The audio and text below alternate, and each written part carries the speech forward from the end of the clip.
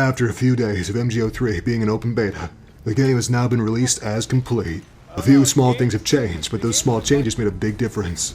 My original thoughts were on the beta release. I had a cold, and hell, I really didn't describe the game that much, did I? Without further ado, let's see if I can rectify the mistakes made in my review, and see if MGO3 has fixed its problems. MGO3 is the third Metal Gear Online. That said, other than the title, there's not much it has in common with its older brethren. MGO1 and 2 had a lot more game modes. As an example, MGO2 had Deathmatch, Team Deathmatch, Capture Mission, Base Mission, Sneaking Mission, Rescue Mission, Team Sneaking, Stealth Deathmatch, Interval, Bomb Mission, Solo Capture, and even Raise.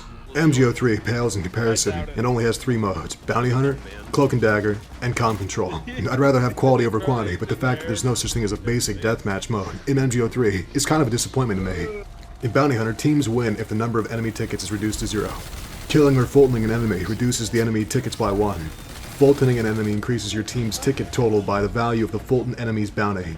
In Cloak and Dagger, attackers win by recovering the data disk and uploading it to the evac point within the time limit. Defenders win by preventing the upload. Attackers are armed with only non-lethal weapons, while defenders only have lethal weapons. You can't respawn in this mode. Once you die, that's it. In Comm Control, attackers must capture comm links to download confidential intel. If the attackers complete the download within the time limit, they are victorious. If the defenders are able to prevent this within the time limit, they are victorious. Comm links can be captured by staying within the effective range of the comm links until they change ownership.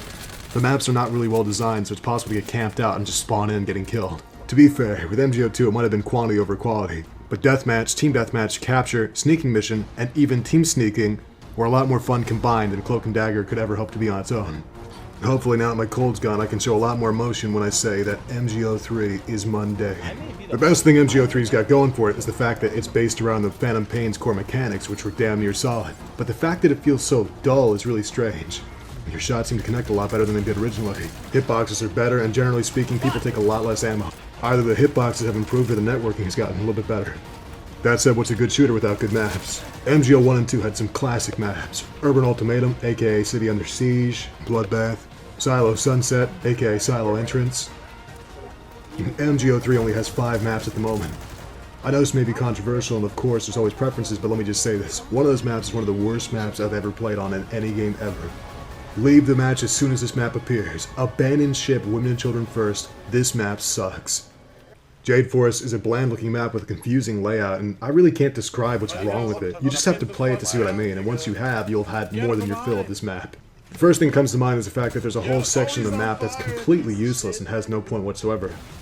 Jade Forest's biggest problem is its weird layout. It doesn't seem to be properly balanced either.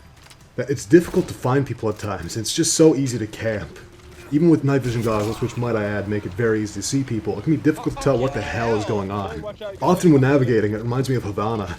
It doesn't have randomly closing off passageways like Havana did in CSS. But this is the worst map I've ever played on. There's also a customization system. The microtransactions I brought up in my previous review are still here. At the moment they're only cosmetic, but I've got a feeling that soon I'm going to have to be buying a map pack. One of the biggest problems I have with MGO3 is the class system. It's not necessarily how they play, but how they work. You can have up to 3 characters, but once you choose a class, that character will always be that class. I found out early on that I made my avatar my least favorite class in the entire game, and I was unable to change him. Later on down the road, which is one of the reasons this review has not come out sooner, I was actually able to modify it so I could have the character build that I wanted, which was the Scout class. The fact that I had to go through the game files and modify data just to get the class I wanted is a huge flaw in my opinion. It'd be like in Team Fortress 2, if your first time playing you choose the Spy, and then you can only play as the Spy. No other classes, you're locked out. Walker Gears are still terribly unbalanced. They can ruin a map's flow too. If not a single person on your team has the Assault class, that Walker Gears can do some serious damage. And sure, you can snipe them, but not every map allows you to be far away from the target. Meaning that the Walker Gears can just camp your spawn, killing you infinitely. It's terrible. If there were an entire mode dedicated just to Walker Gears, that would be great actually. But in its current state, the Walker Gears interfere with the flow of the match and could potentially ruin a round. The party system is a mess. Oftentimes your own teammate in your party will be put on the enemy team, which doesn't make any sense to me whatsoever. I also need to bring up the matchmaking, which is horrible. Most online games will put people with similar skill, or rather similar ranks, into the same match together. But in MGO3 it's a mere approximation. If I choose my lowest ranked player, and then swap them out with my highest ranked one, I'll be like level 22 and everyone else be level 5, meaning I can mop the floor with my opponents. A lot of people don't understand why I'm so cynical about Metal Gear Online 3. We're dealing with Konami. These are the people that fucked over Hideo Kojima, for God's sake. Let's not give them too much credit. Konami has proven they can sink the unsinkable and fuck the unfuckable. No matter what. Anything is possible. I feel this is going to be the last time I review MGO3, unless they're about to close it down or something. But the future is actually not that bleak, even though the game is in the hands of Konami. They're going to add a knife, which should have been there to begin with. But the fact that they're bringing back the knife, which was a quintessential Metal Gear Online item, shows that they're listening to somebody. Or maybe just their wallets. I have no idea. Hopefully the game will get better as time goes on, but for what's here right now, it's kind of mediocre. It may be worth a look now, but don't expect MGO 2.5 or Counter-Strike Global Offensive 2. It's flawed, but for the most part, for what it is, it's pretty fun. And if you have the Phantom Pain, it's free, so give it a shot. Good luck. Good luck.